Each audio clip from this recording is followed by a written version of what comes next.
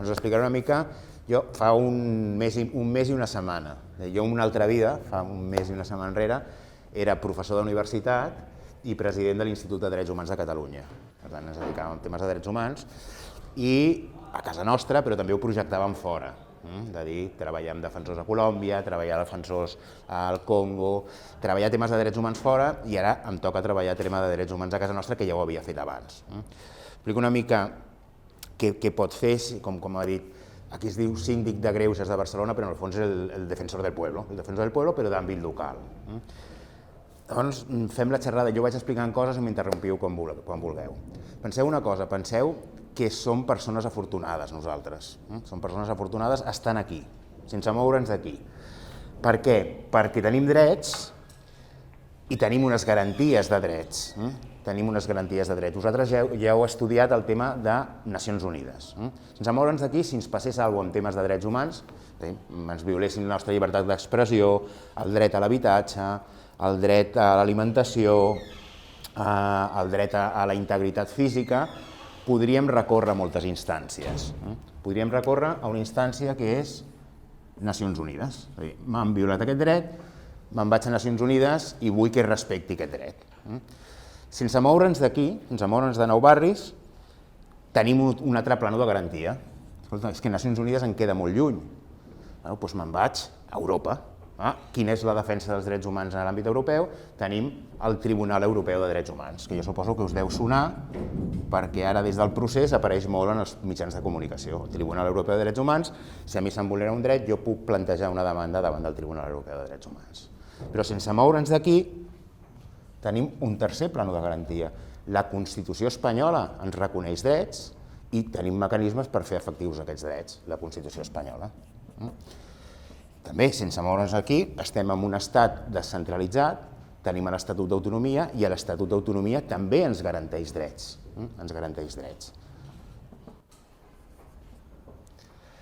I també, sense moure'ns d'aquí, a Barcelona, no ens hem mogut d'aquesta classe, a Barcelona tenim normativa que ens garanteix drets. Quina penseu que és la més garant de drets? Nacions Unides, el Tribunal Europeu de Drets Humans, la Constitució, l'Estatut d'Autonomia o l'àmbit municipal? On hi ha una major garantia dels nostres drets? Què diríeu vosaltres? Nacions Unides?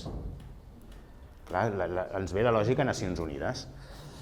No, perquè Nacions Unides ha de fer un mecanisme de garantia de drets que ens serveixi aquí a Nou Barris, però també que serveixi a Lima, a Kigali, a Sud-àfrica, a qualsevol ciutat. Per tant, la garantia de Nacions Unides sempre serà una garantia de mínims.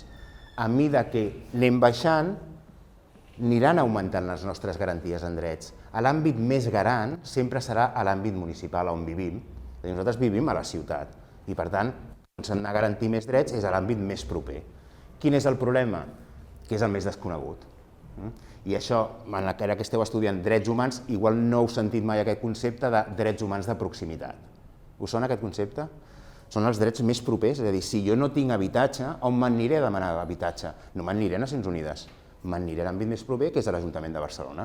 Si jo tinc alguna mancança, un guàrdia urbano m'insulta, no m'aniré a Nacions Unides a dir que m'ha insultat un guàrdia urbano, sinó aniré a l'àmbit més proper, que és l'àmbit municipal. Llavors tenim un problema perquè sent l'àmbit que és el més proper, és el més desconegut.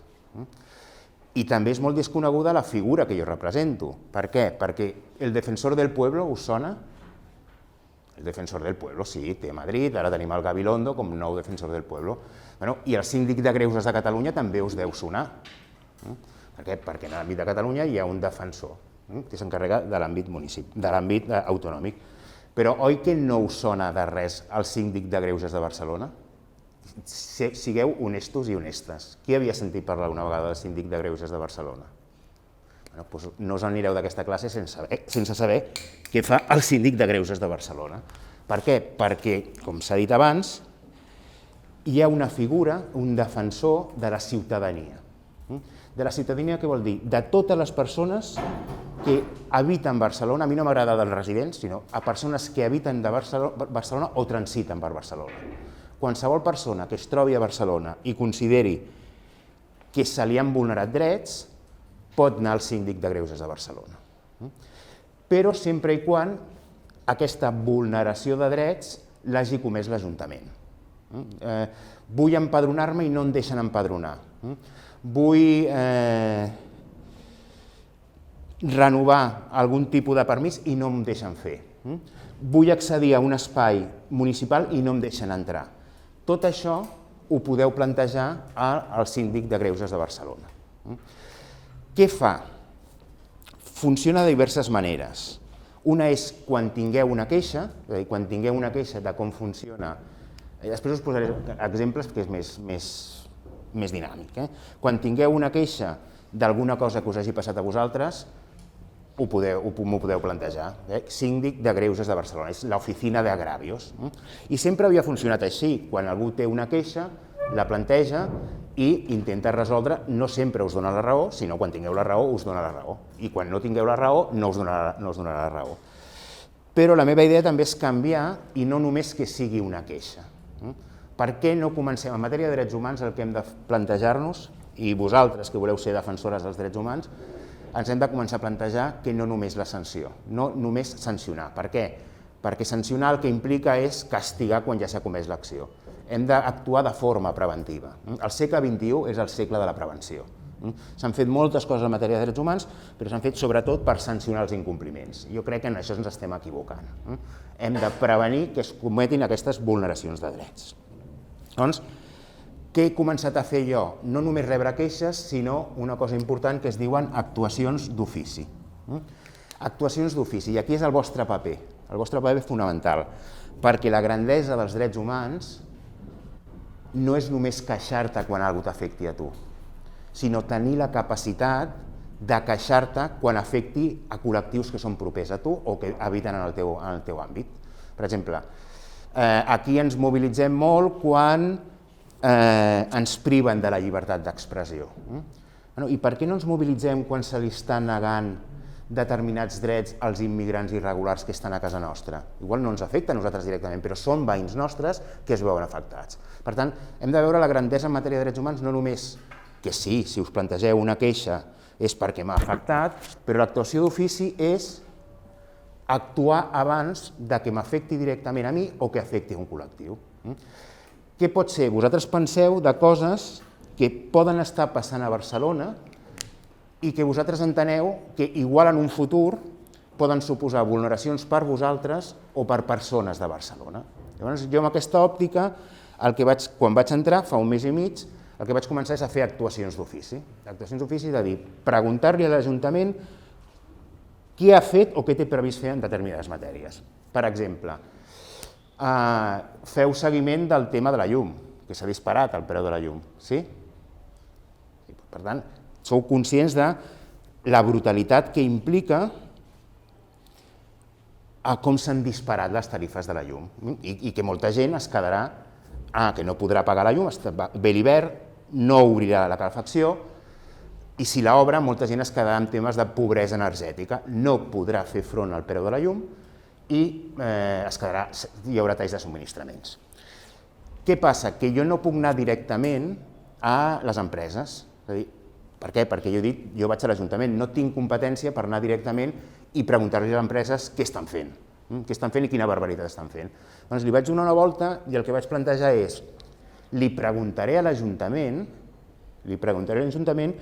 com els preus de la llum encariran la llum dels edificis municipals o de l'enllumenat al carrer.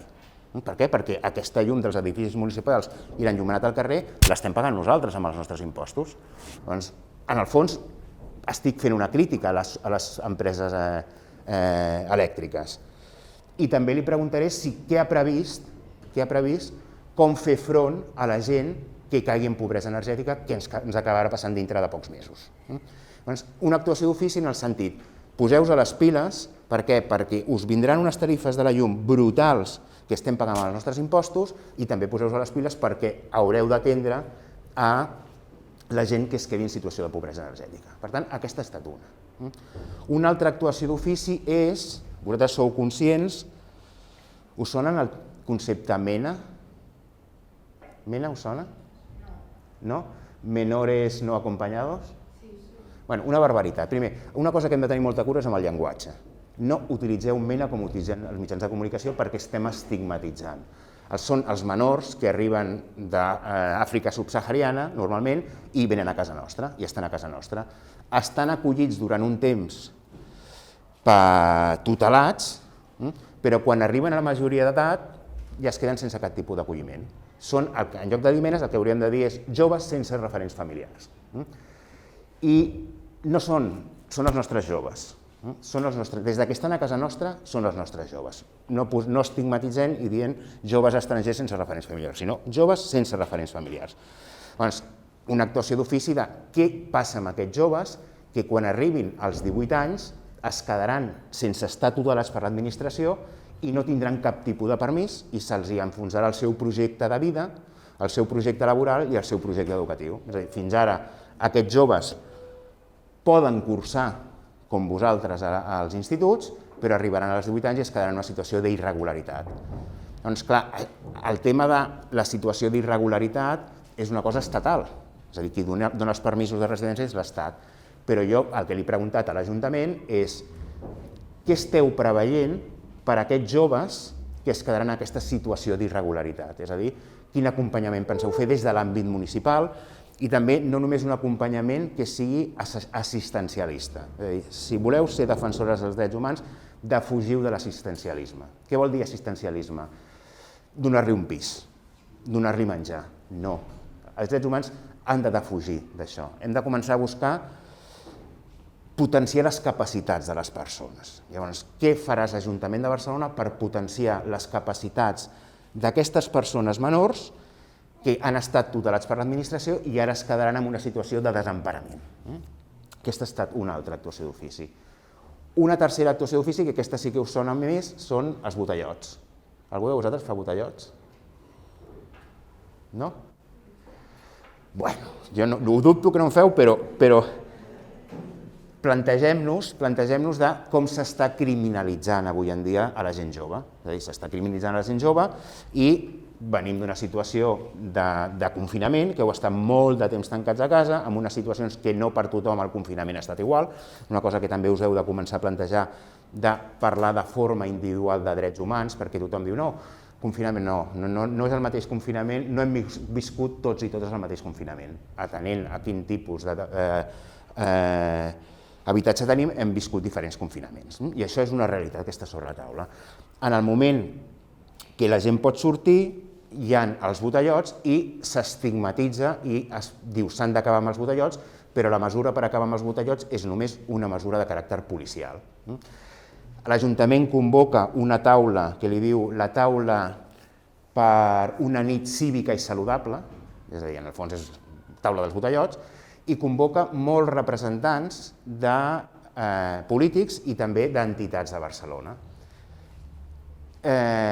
La setmana passada va ser aquesta taula, i quina va ser la sorpresa? Nosaltres, com a Sindicatura de Greuges de Barcelona, vam voler ser presents a la taula. I quan ens trobem la representació veiem que hi ha moltes representacions d'associacions de veïns, moltes representacions d'empresaris de l'oci nocturn i quasi bé cap jove. Quasi bé cap jove. És a dir, hi havia el Consell de Joventut de Barcelona, que és un grupúscul petit, molt polititzat, però no hi havia representacions de joves. Llavors nosaltres vam demanar que s'hauria d'ampliar aquesta taula i hauria d'haver una representació de joves. Per què? Perquè en el fons és una taula que arribarà a unes conclusions sobre els joves sense els joves. Llavors, com a defensors de drets humans a Barcelona, el que vam demanar és que no es faci com sempre de parlar de col·lectius sense els col·lectius. I vam demanar més representació de la gent jove. I ara es farà una taula, nosaltres hem encarregat un estudi per veure què s'està estigmatitzant a la gent jove i quines són les propostes des de la gent jove per a aquesta taula per la nit cívica i saludable. I una altra actuació d'ofici que hem fet és sobre el tema de la Guàrdia Urbana. A Barcelona hi ha 10 casernes de la Guàrdia Urbana i hi ha 2 unitats més, que és una sala de comandament i una que està a la zona franca, que és l'única que té casernes, que té calabossos.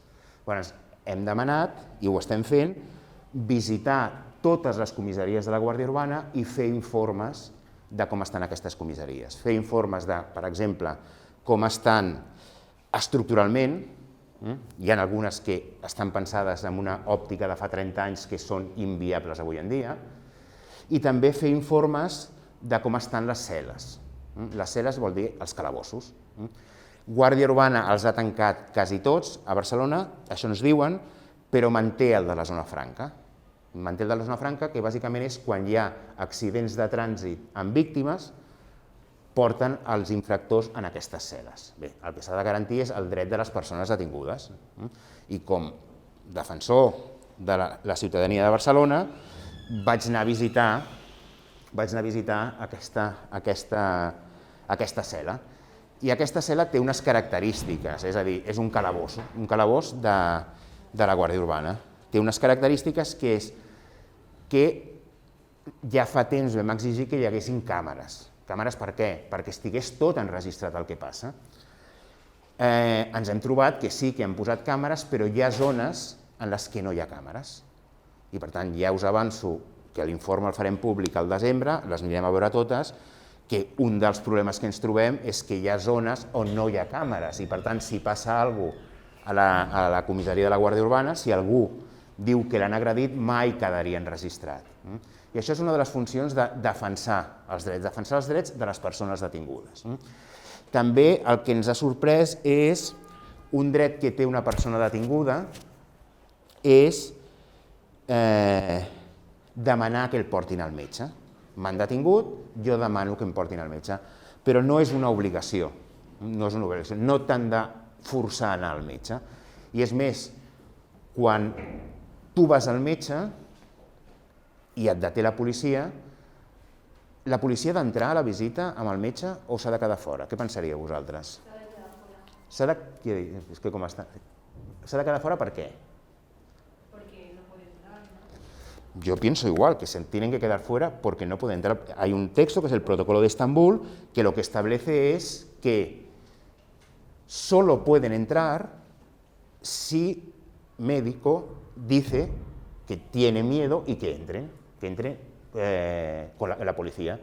Què fa la policia? La policia ho fa al revés. No, nosaltres entrem sempre excepte que el metge ens digui que no. No, i també per salvar una cosa fonamental que és la relació metge-pacient. Per tant, i el dret a la intimitat. El que ens donem compte és que de forma sistemàtica la Guàrdia Urbana entra a totes les visites que porta alguna persona que ha detingut a un CAP, a un centre d'atenció primària. Doncs clar, també farem això, farem aquesta observació. No, la policia no ha d'entrar de forma sistemàtica, només ha d'entrar quan el facultatiu ho decideixi.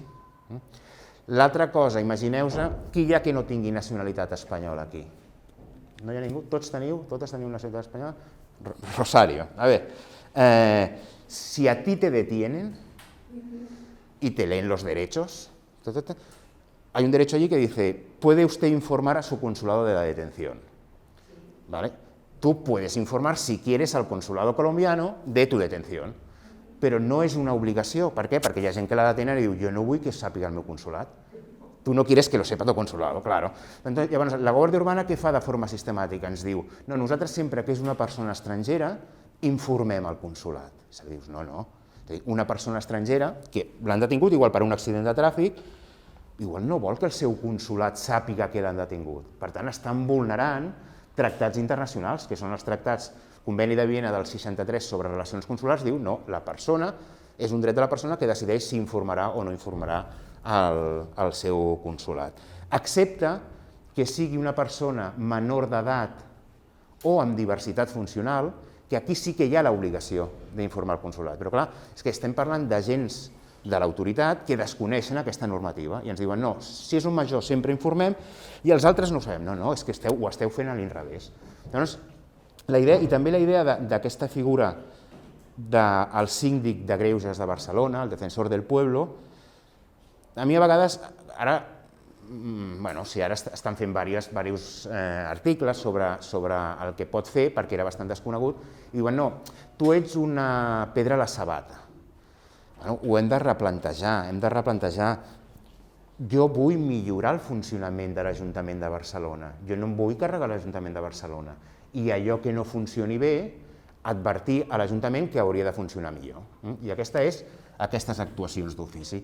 Llavors, penseu vosaltres en què creieu que hauria de millorar l'Ajuntament de Barcelona i en què em suggeriríeu a mi, no fa falta que ho decidiu ara, sinó jo em poso a la vostra disposició, què em suggeriríeu a mi de que pogués orientar l'actuació de l'Ajuntament. Escolta, és que ara per demanar qualsevol cosa a l'administració fa falta la cita prèvia i no et donen cita fins dintre de 2 mesos. O temes d'emergència habitacional, és a dir, algú que no té un domicili i que requereix, per un problema de desnonament, requereix un tipus d'assistència per part de l'Ajuntament. No pot ser que això trigui 2 mesos i vagi estant per pensions vagant per Barcelona. Per tant, hem de començar a plantejar-nos això de la cita prèvia. I jo us deia, no sabeu el concepte, o no havíeu sentit aquest concepte de drets humans de proximitat. Jo us el definiré. Són les necessitats bàsiques o les aspiracions legítimes inherents a les persones, inherents a totes nosaltres, que han de ser cobertes per aquí, per l'administració, per garantir un dret fonamental, que és el dret a una vida digna de ser viscuda. A on? A l'àmbit municipal. Per tant, aquests drets humans de proximitat són les necessitats bàsiques o aspiracions legítimes inherents a totes nosaltres que han de ser garantits, és a dir, si no pot existir un dret sense una obligació, l'obligació de l'administració de garantir aquest dret a una vida digna de ser viscuda. I cada un de nosaltres pot tenir diferents vulnerabilitats. A mi, per exemple, jo no parlo, i suposo que en moltes xerrades ha sortit molt el concepte de col·lectius o persones vulnerables. No? Sí o no?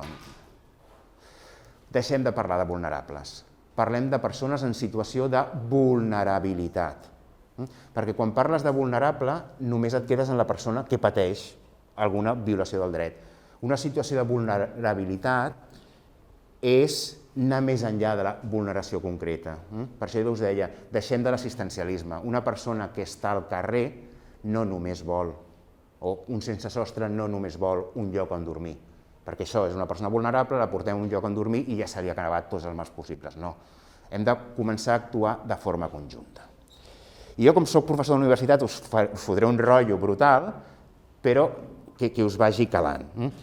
Mireu, hi ha conceptes nous, no quedem-se, quan estem parlant de drets humans, no quedeu-se amb un concepte clàssic de drets humans. Adaptem-lo a la realitat del segle XXI.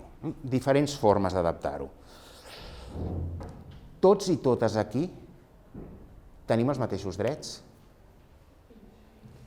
L'administració ha d'actuar amb totes i totes de la mateixa manera? No, no. Mireu, i us explico per què.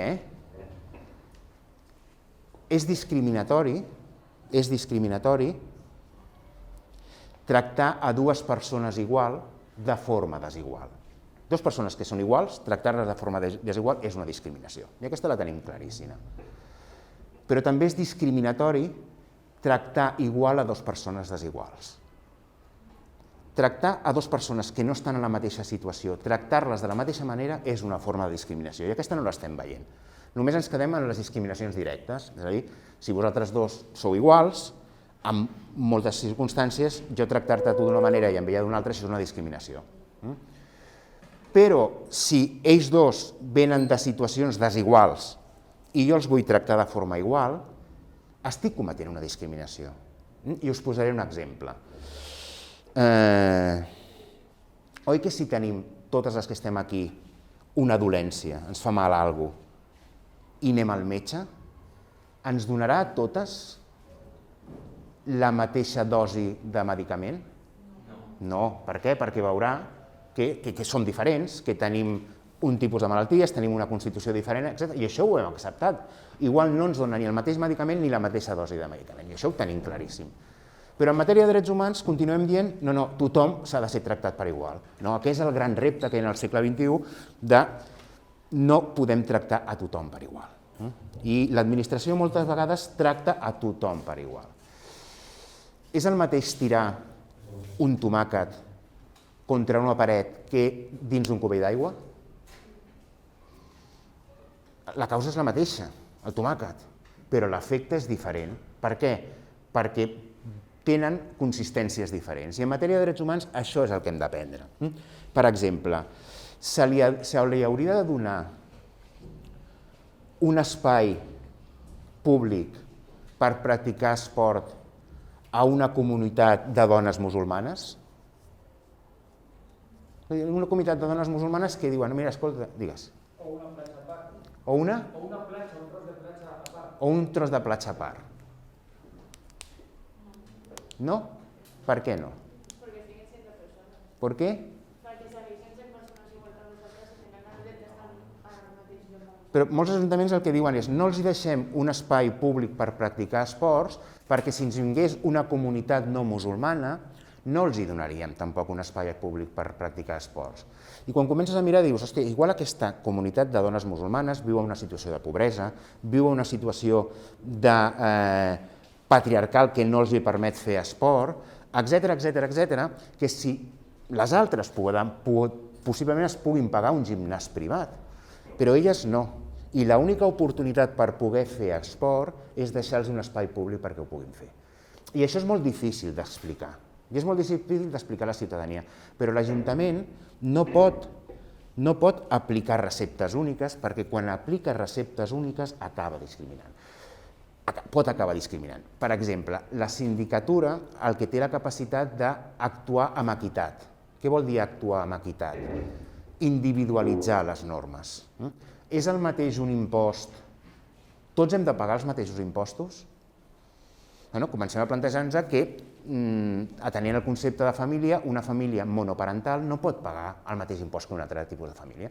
I això és el que es pot fer des de la sindicatura, individualitzar i detectar quines són aquestes vulnerabilitats i múltiples vulnerabilitats. Aquí hi ha un concepte molt important, i he vist que a l'entrada teníeu un logo, no sé si el futur serà feminista o no serà. El futur dels drets humans o és feminista i mestís o no serà, perquè moltes vegades el futur dels drets humans els hem construït des d'una visió molt occidental, excloent a les dones i excloent el mestissatge. Ho hem de transformar, això. Hi ha un concepte molt important propi dels feminismes, que és el concepte de la interseccionalitat. Algú havia sentit aquest concepte alguna vegada? Interseccionalitat.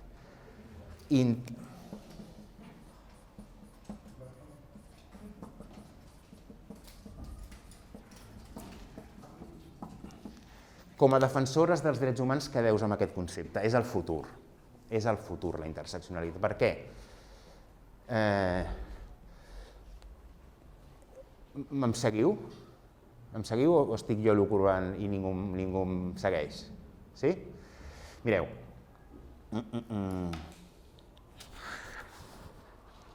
Això té molt a veure amb el concepte d'identitat. A nosaltres ens han venut un concepte d'identitat que és un concepte que és molt occidental, les identitats úniques. Com em vaig de definir jo com a síndic? Com us heu de definir vosaltres com a estudiants?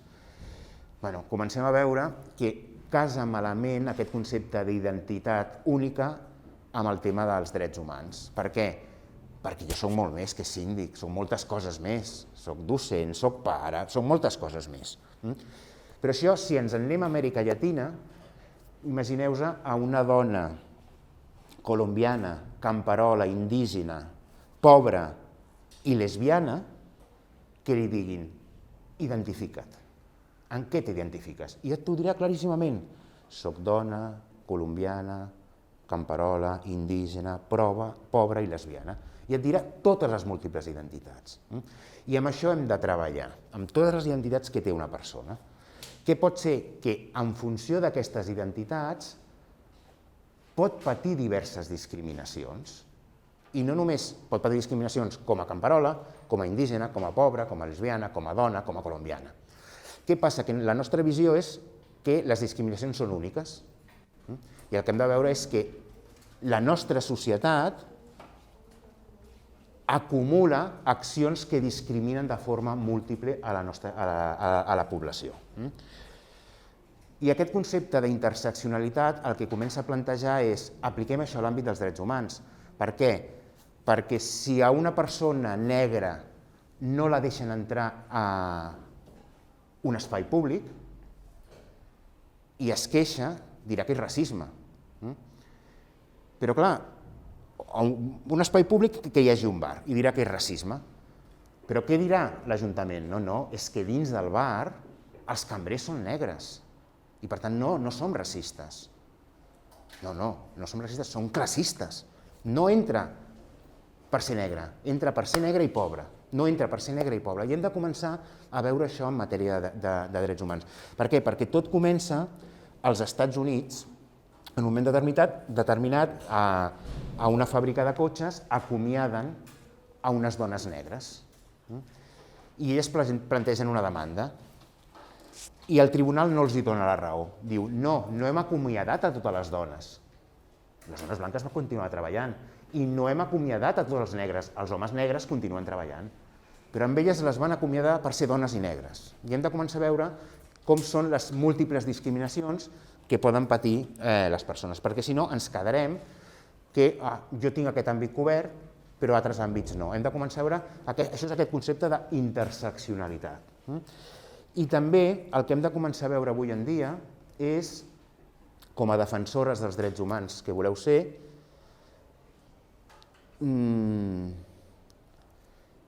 no ser especialistes sense ser generalistes.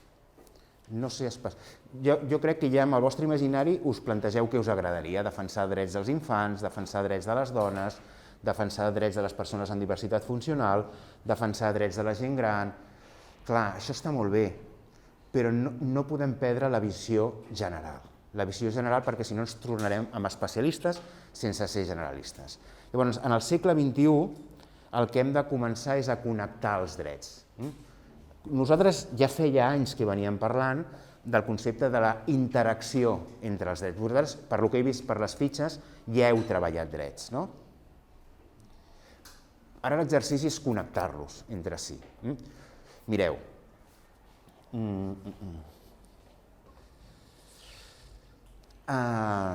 el dret humà a l'accés a l'aigua potable és un dret humà? Hauria de ser un dret humà? Sí. Val. ¿Por qué? Porque es algo básico. Porque es algo básico. Vale. Entonces, si nos vamos a los tratados internacionales, estos que habéis visto vosotros, la Declaración Universal de los Derechos Humanos, los pactos internacionales, todos estos, ¿en qué sitio está reconocido el derecho al agua potable? ¿En qué tratado? En ninguno. ¿Por qué? ¿Por qué en ninguno está reconocido? Porque la gente la segunda causa de mortalidad infantil es la falta de agua potable. Pero aquí, en Europa, nuestros hijos no se mueren por falta de agua potable, se mueren en otros sitios. Y por tanto, como se mueren en otros sitios, nosotros hemos construido un mundo de derechos humanos muy a la europea y se mueren en otros sitios. Hasta que en un momento determinado se empieza a decir, oye, es que aquí tenemos un problema. Se está muriendo la gente por no tener acceso al agua potable. Por tanto, lo que tenemos que hacer es reivindicar el derecho al acceso al agua potable. Y mirar la importancia de este derecho al acceso al agua potable. Tener agua potable quiere decir que dentro de una comunitat haya pozos de agua potable. Si dintre de la comunitat no hi ha pous i el pou d'aigua potable, perquè, com deia la vostra companya, és necessari per la vida de les persones i el pou d'aigua potable està a 2 quilòmetres de la comunitat, a qui enviaran a buscar aigua potable? La comunitat necessita aigua potable i el pou està a 2 quilòmetres. Qui decidirà dins de la comunitat a qui ha d'anar a buscar l'aigua potable? Els líders de la comunitat. I a qui enviaran normalment a buscar-la? A les dones i als nens i a les nenes. I posats a escollir entre nens i nenes, a qui enviaran? A les nenes. Per què? Perquè el nen ha d'estar escolaritzat. Portar el pou d'aigua potable dins de la comunitat el que implica és garantir la vida de les persones, però també l'escolarització de les nenes. Doncs hem de començar a veure els drets connectats, és a dir, treballar per un món on tothom pugui accedir a l'aigua potable acabarà revertint també en l'escolarització d'aquelles nenes que no poden ser escolaritzades perquè els hi han donat altres funcions.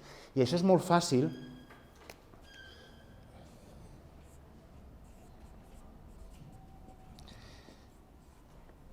M'apunto per mi, Això és molt fàcil de fer.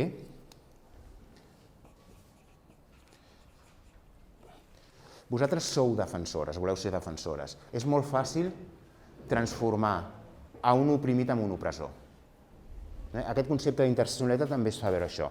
És molt fàcil transformar en un oprimit en un opressor. No, però esto es para mí, no fijaros.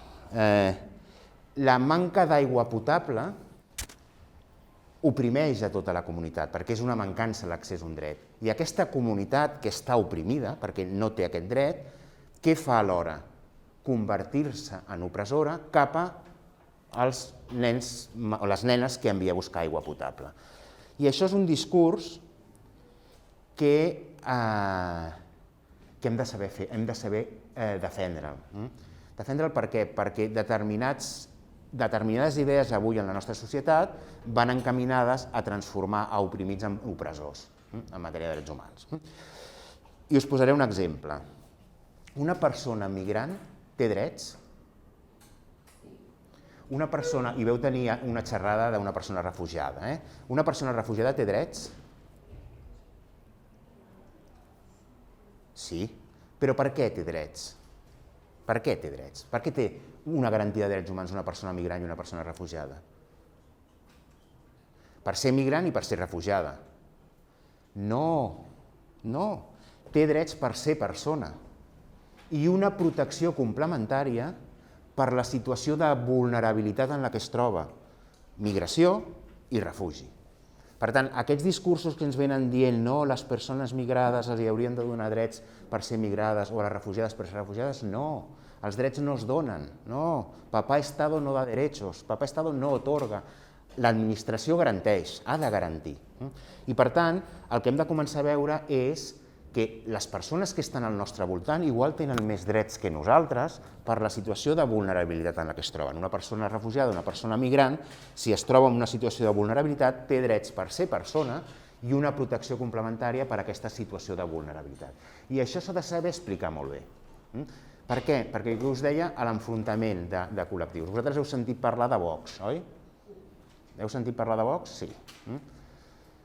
Vox només capta vots de la dreta o de la gent amb capital, gent amb un nivell adquisitiu alt? No. Vox capta vots d'aquí, però també capta vots de determinats col·lectius que els han dit vosaltres ara teniu unes ajudes socials, però si venen col·lectius de fora s'enduran aquestes ajudes socials. I llavors, per la por de jo sóc un oprimit que ara tinc ajudes socials, per la por que vinguin de fora i s'enduguin aquestes ajudes socials, em transformo en opressor i nego drets a refugiats i a migrants. Doncs hem de transformar aquest discurs. El problema no és que vinguin refugiats i migrants, el problema és el poc pressupost que es destina en temes de serveis socials. Per tant, és molt el treball que s'ha de fer i que es pot fer des de l'àmbit local, que és l'àmbit més proper. I més, mireu, jo us deia aquesta connexió entre drets. Feu l'exercici d'intentar connectar-nos. És tan simple com, durant el confinament van tocar un dret. Vau estar tancats i tancades a casa. Quin dret van tocar? El dret a la mobilitat, que és un dret humà. En què va afectar això? Va afectar el dret a l'ensenyament. No tots i totes heu tingut les mateixes condicions d'estar a casa per poder seguir el curs. Han tocat quin dret més? El dret al treball. No tothom podia accedir al seu lloc de treball. Van tocar també el dret a l'assistència sanitària, com es van tancar d'hospitals i es va prioritzar només el Covid, però malalties cròniques no es van tancar. Només tocant un dret, que és el dret a la mobilitat, va afectar multitud de drets. Comencem a veure això en clau de la nostra ciutat. Heu sentit parlar de les superilles? Us sonen les superilles? Aquestes illes, aquests espais que han fet al centre de Barcelona, que són espais públics, zones perquè la gent pugui gaudir del carrer. I han restringit el tràfic i han creat zones peatonals per la que la gent pugui gaudir d'aquestes zones peatonals. A mi m'agraden, estan bé. Quin és el problema?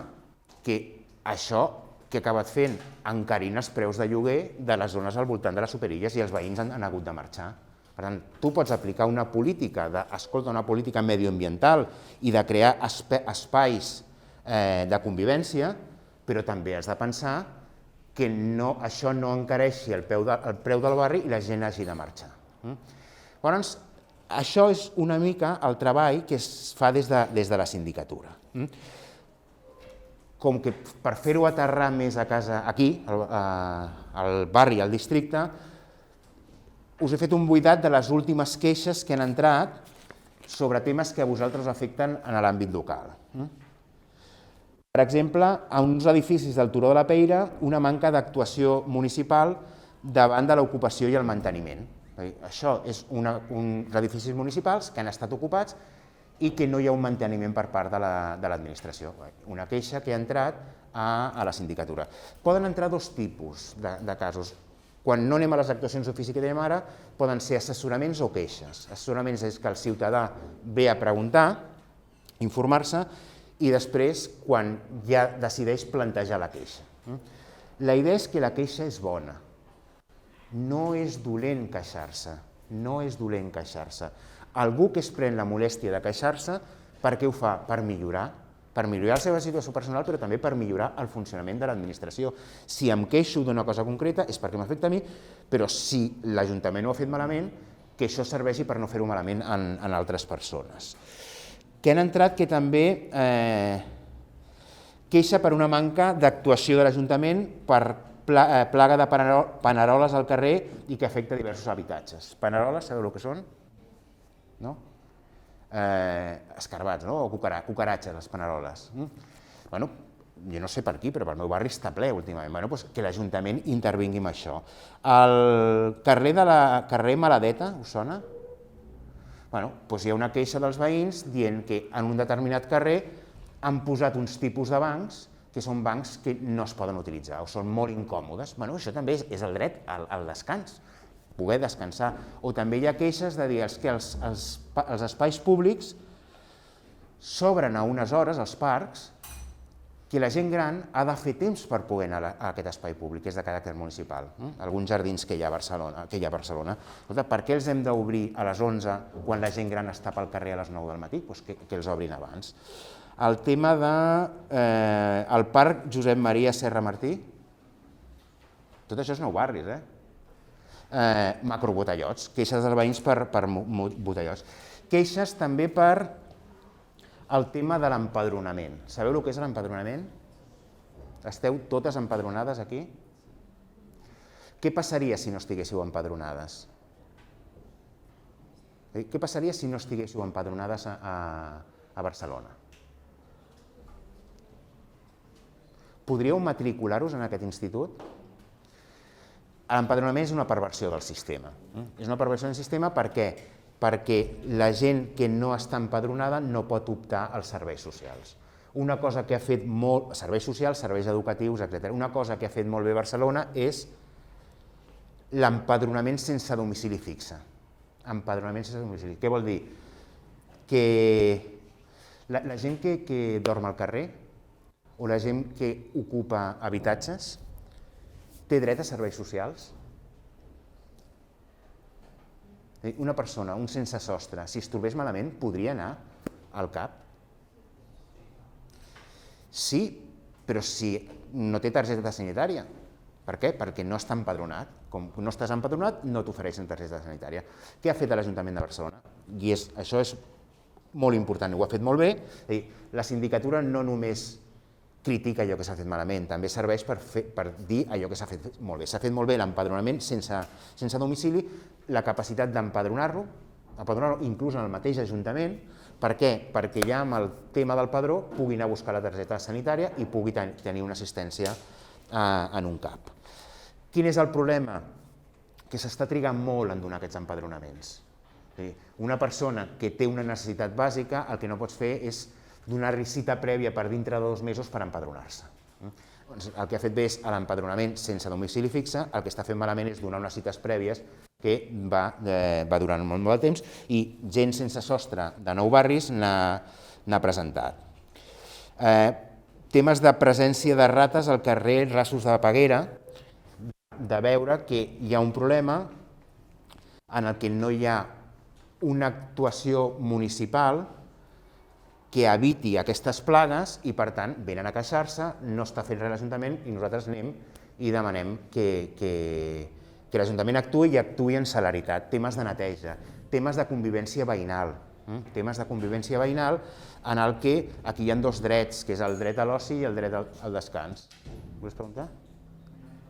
¿Cómo? No te oigo. ¿Cómo? El derecho al ocio y el derecho al descans. Què passa? Perdona, és que ara quan sona la música és la seva hora de... Ah, vale. I te l'estaven demanant.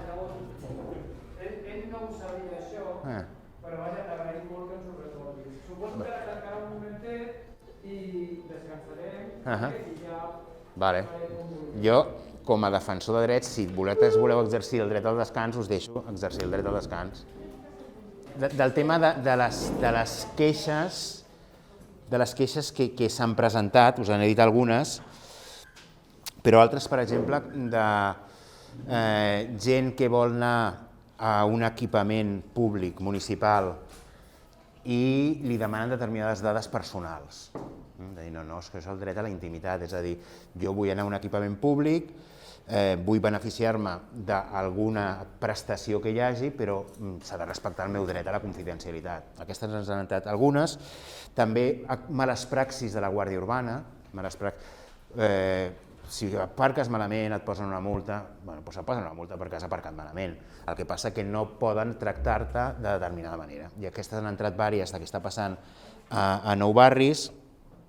Altres, gent sense llar que denuncia que ha rebut un tracte no professional per determinats serveis socials de Nou Barris. Els horaris d'atenció a les biblioteques públiques, hi ha gent que diu que són uns horaris molt reduïts que està deixant la gent fora. Disconformitats per al tracte en centres amb CAP.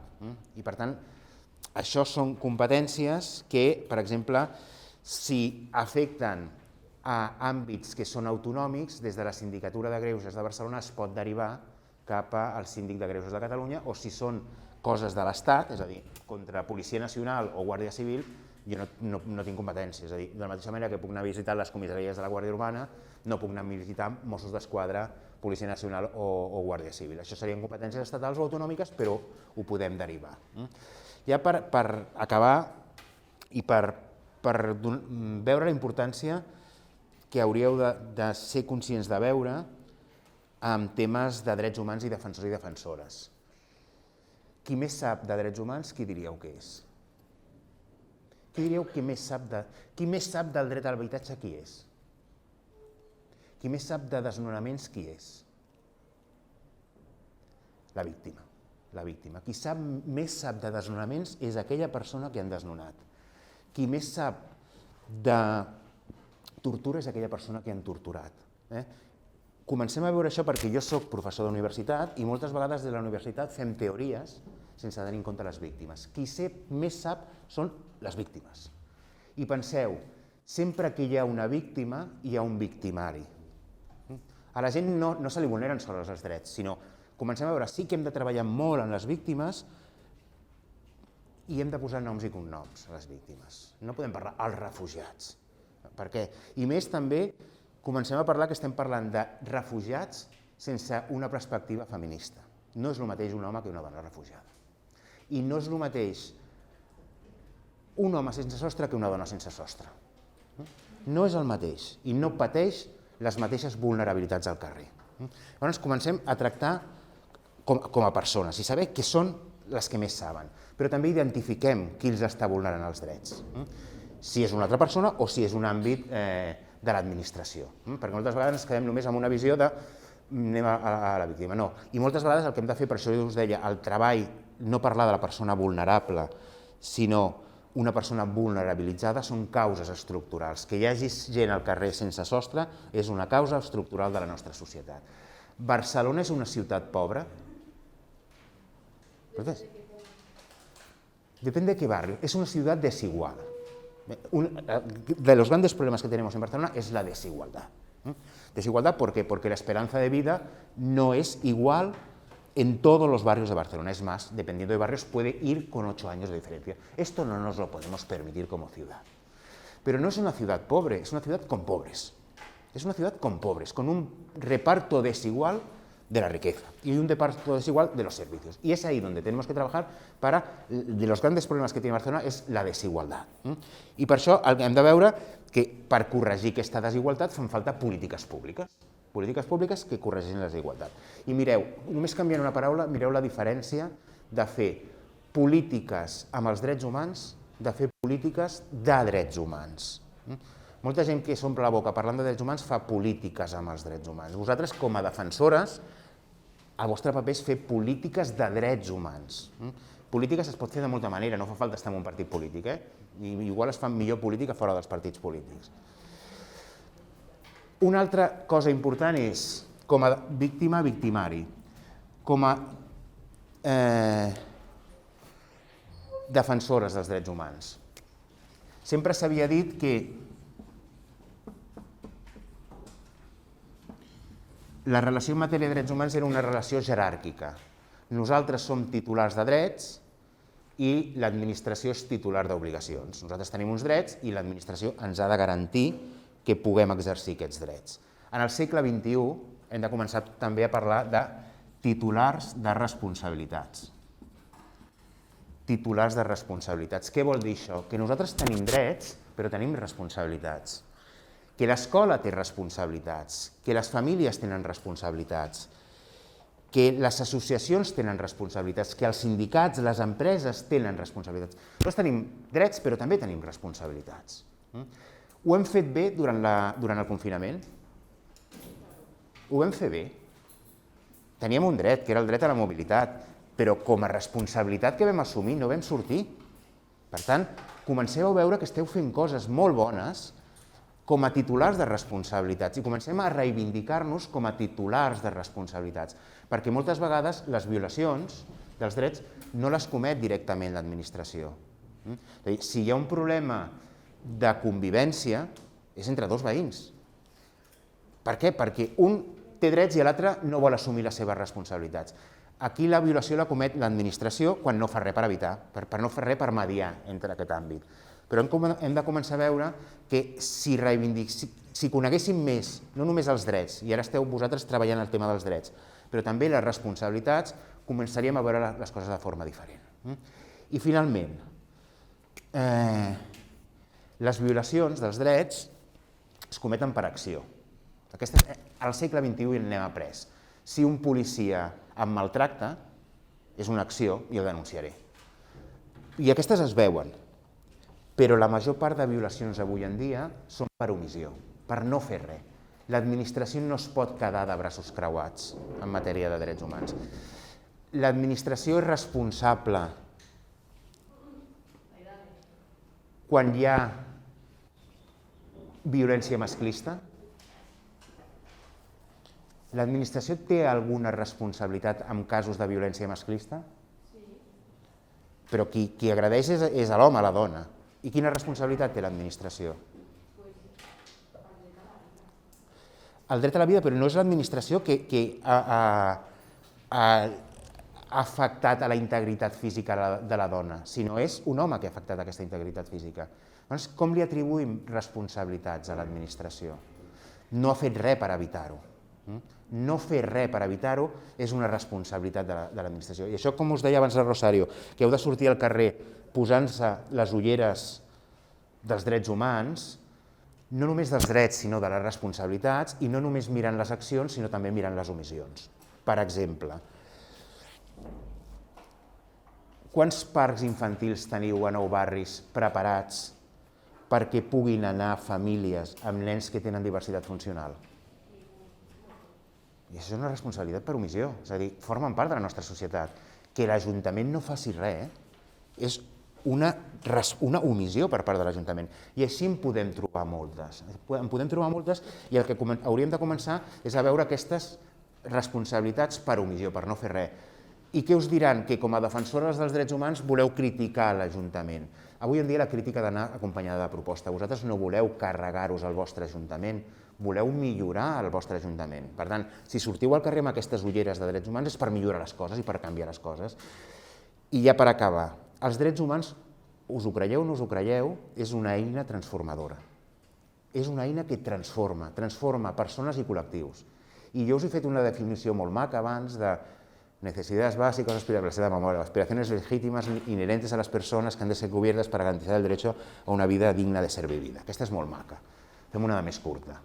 Els drets humans són una forma de viure. Els drets humans són una forma de viure. I com no vivim aïllats, que vivim en societat, aplicar els drets humans ens canvia la vida individual i la vida de caràcter col·lectiu. I tot això és una cosa que, si us apropeu, jo us invitaria, la següent sessió, si voleu, la podeu fer a Ronda de Sant Pau 45, a la seu de la sindicatura, us presentaria un equip de 13 persones, tot el que podem fer, i sobretot quan comencem a pensar que tenim una eina per previndre les violacions, que és l'educació. És a dir, l'educació és una eina. Penseu que igual ara no us en recordareu, però dintre d'uns anys us en recordareu d'aquest cicle de sessions, perquè és una eina fonamental, perquè aquí esteu els que ens heu de governar el dia de demà. I per tant, si els vostres criteris de governar són polítiques públiques en matèria de drets humans, haurem transformat moltes coses. Jo deixo aquí, us obro la porta a la sindicatura quan vulgueu, no només a queixar-vos, sinó a venir a fer-nos una visita. D'acord? Preguntes, dubtes, que tingui algú? Moltes gràcies.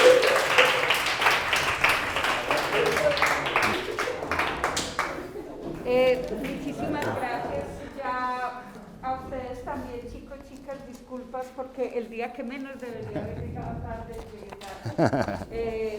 tuvimos la oportunidad de tener una clase de universidad.